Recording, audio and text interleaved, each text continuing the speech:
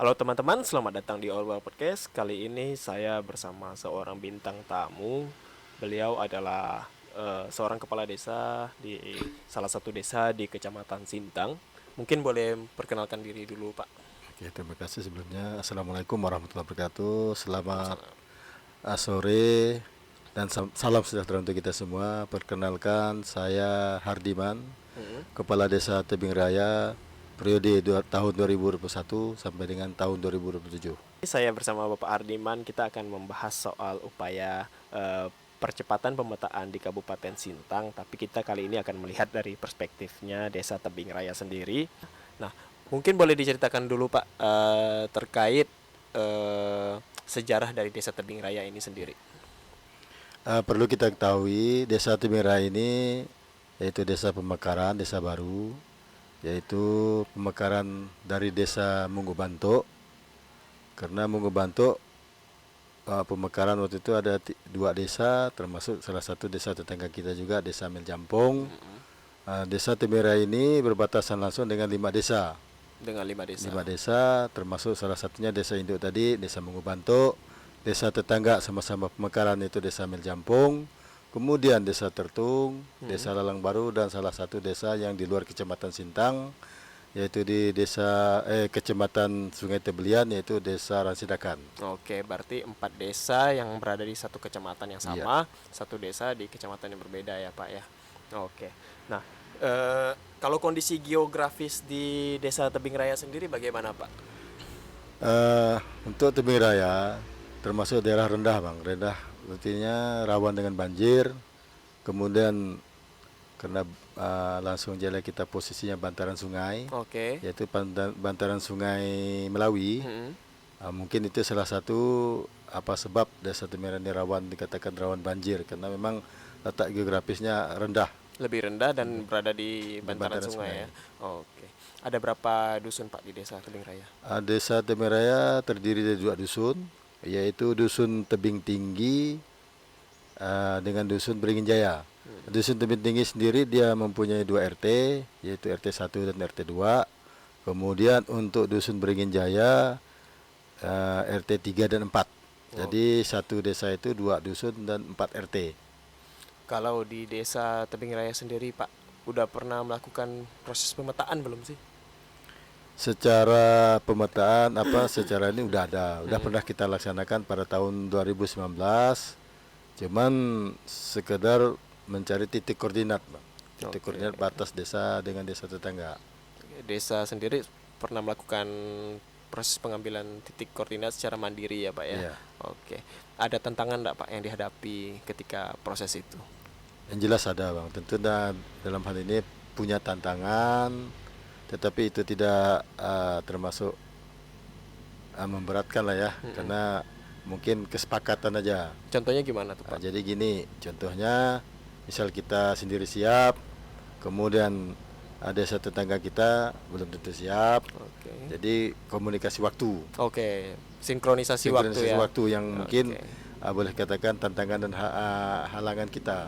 Oke. Tapi setelah proses pemetaan yang dilakukan secara mandiri nih Pak, eh, ada nggak Pak dukungan dari kelompok lain terhadap proses pemetaan di Desa Tebing Raya?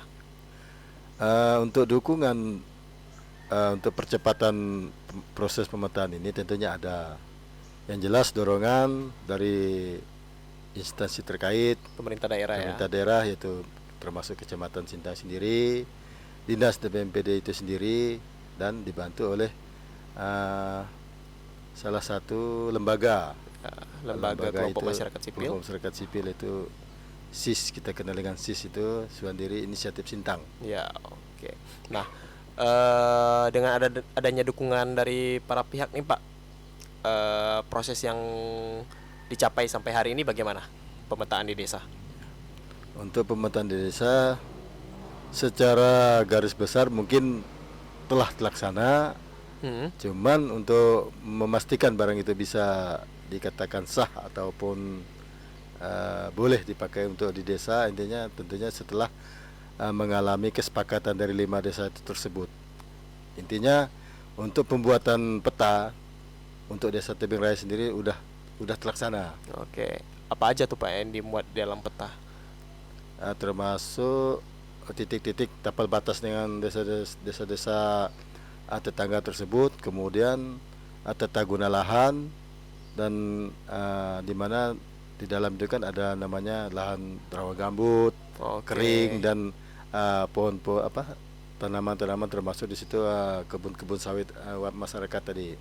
Oke, berarti artinya kondisi hari ini di Desa Tebing Raya dalam aspek teknis dalam upaya percepatan pemetaannya itu udah ada sampai di tahap dimana udah jadi peta ya Pak ya, Iya. yang dimana di dalamnya juga memuat informasi terkait tata guna lahan. Di intervensi SIS sendiri Pak di dalam percepatan pemetaan di Desa Tebing Raya bagaimana? Oke, untuk SIS sendiri tentunya sangat membantu, khususnya dalam proses pemetaan tadi, kemudian sampai dengan tata guna lahan. Tetapi perlu diingat, untuk pemetaan intinya walaupun itu peta yang telah dibuat itu belum boleh kita katakan itu Sah ya Bang ya. Intinya kita takut nanti salah penafsiran lagi. Jadi untuk ini sebagai pemicu aja untuk kita, jadi biar kita nanti ke depannya punya arahan juga, punya barometer tolak ukur kita untuk kita bisa berbuat apa dengan peta tersebut tadi. Oke, berarti di desa sendiri perlu menyelesaikan hal-hal yang sifatnya administratif ya, demi mencapai tadi pengesahan. Betul. Batas terluar desa itu sudah disahkan, baru tata guna lahan di dalamnya bisa menjadi acuan untuk merencanakan pembangunan di desa. Iya, gitu betul. ya Pak ya. Betul. Oke. Kemudian terkait tata guna lahan nih Pak, seberapa butuh menurut Bapak desa terkait informasi tata guna lahan ini? Sangat sekali Bang, sangat sekali. Karena apa yang saya sampaikan tadi, dengan adanya peta, intinya kita setidak-tidak punya gambaran. Punya gambaran di daerah mana, di tempat mana yang nanti kita bisa jadikan apa. Salah satu contoh, kita punya danau. Oke. Mungkin danau tersebut kita mau jadikan apa nanti. Intinya mau kita jadikan wisata ataupun tempat kita melihara ikan. Tentunya nanti setelah kita lihat potensi ataupun situasi alam di sekitarnya, barulah kita bisa memutuskan mau diapakan danau kita tersebut, karena memang daerah kita tadi daerah rawan banjir. Oke.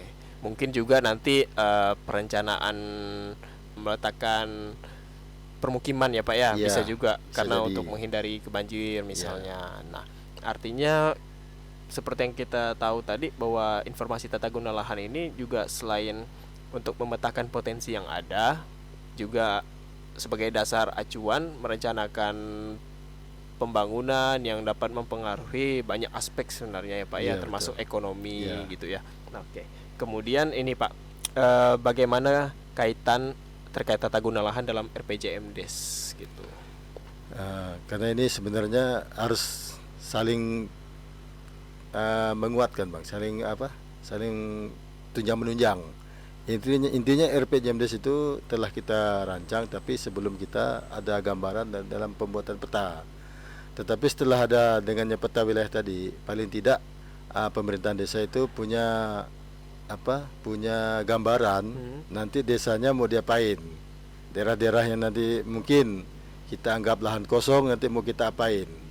Nanti kita bisa bekerja sama, kita bisa informasikan dengan warga yang punya lahan kosong itu supaya untuk dimanfaatkan. Paling tidak kalau memang dia mau menggunakan untuk sawit, nanti kita bisa pengadaan bibit sawit.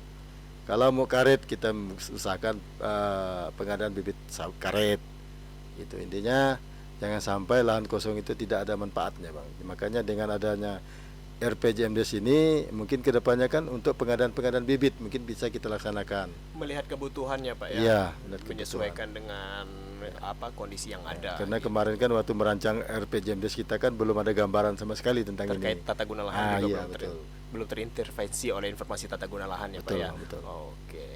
Nah, kalau keterlibatan masyarakat sendiri Pak gimana?